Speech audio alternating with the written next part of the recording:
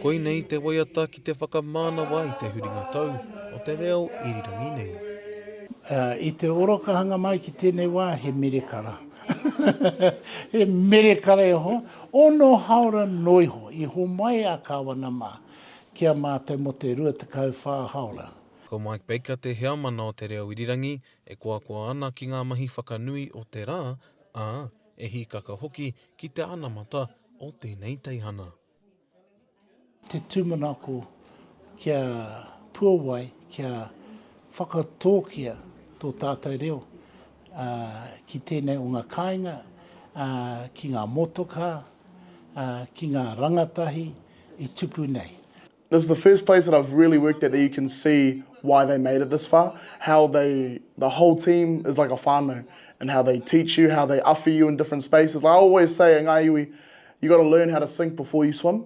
Ko Jack Lewis te reo rangatahi o tēnei teihana, nā te tūpono ia I piri ki te Reo Irirangi, nā tōna ngākau nui ki ngā mahi, me te kaupapa, ia I noho. The last couple of months have been nothing but, positive, so many amazing memories. It's the first time in my whole life that I wake up and I want to come to mahi, I look forward to it. He whare āhurutanga ki tēnei mō hauraki whānui. Anō nei hi kakana te wairua me tēnei teihana, tēnei taonga tātou, me te taki hoki te reo no reira kura tā tātou tino ngako. Ko neke atu I te toru tau a harakaru o Ngāti Tamatera me Ngāti Taratoka Nui e hautū ana I te Reo Irirangi o Pare Hauraki, he oi, kuhu mai ia, iaia e rangatahi tonu ana.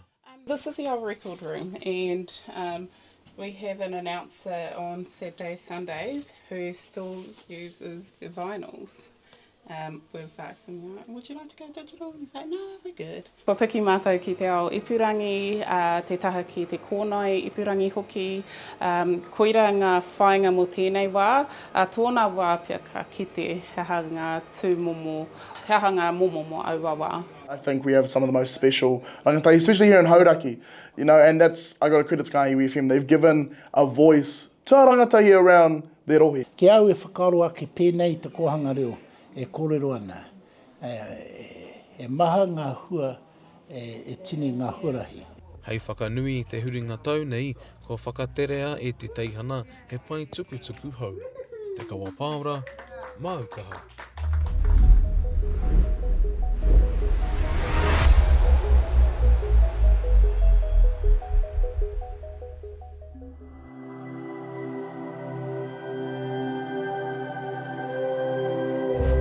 Ko te reo, te take.